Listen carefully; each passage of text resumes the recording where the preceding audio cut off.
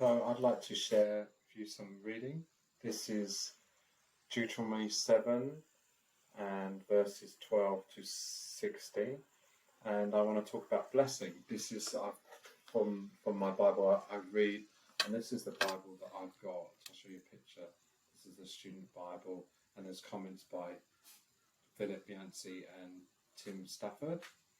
So Deuteronomy 7, verse 12. If you pay attention to these laws and are careful to follow them, then the Lord your God will keep his covenant of love with you, as he swore to your ancestors. He will love you and bless you and increase your numbers.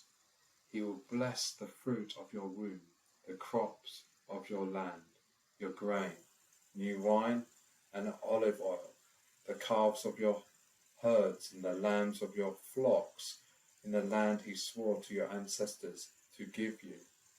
You will be blessed more than any other people. None of your men or women will be childless, nor will any of your livestock be without young. The Lord will keep you free from every disease. He will not inflict on you the horrible diseases you knew in Egypt, but he will inflict them on all who hate you. You must destroy all the peoples the Lord your God gives over you. Do not look on them with pity, and do not serve their gods, for that will be a snare to you. I read this, and I sometimes I think, why the Israelites, and why were they chosen to be so special?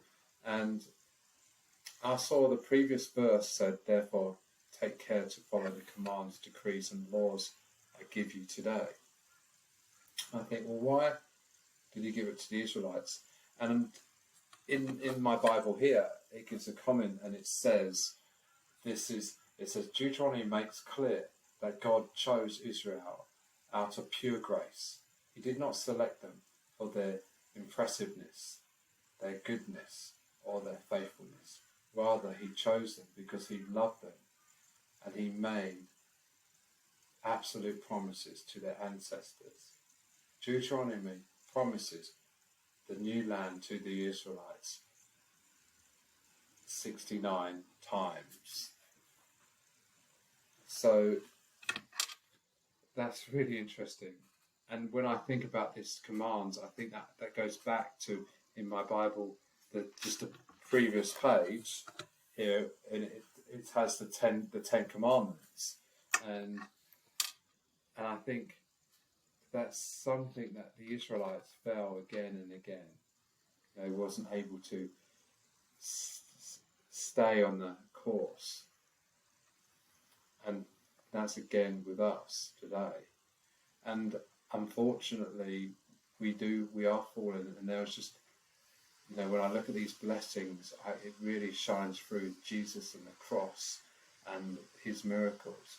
If I look at the next thing, Psalm 67 and the blessings here, and it said, may God be gracious to us and bless us and make his face shine upon us, so that your ways may be known on earth, your salvation among all nations. May the people praise you, God. May all the peoples praise you. May the nations be glad and sing for joy, for you rule the peoples with equity and guide the nations of the earth. May the peoples praise you, God. May all the peoples praise you. The land yields its harvest. God, our God, blesses us. May God bless us still, so that all the ends of the earth will fear him. Again, more blessings. And I think when it talks about fear him, I think that's in awe and reverence to our awesome glory, God. And when we have leaders and politicians or people in charge of us, or our parents, you would fear them, if you cross them. And I think it's respect, reverence, awe and glory at his majesty. And these blessings God wants to pour upon us, just as he did with the Israelites, and just as he did, as this is David in Psalm 67. And I think how many times God kept forgiving, kept being gracious, and that graciousness continued to Jesus, and to the extent that He sent His only Son to die for us. And that's some of my thoughts for the readings of all these blessings.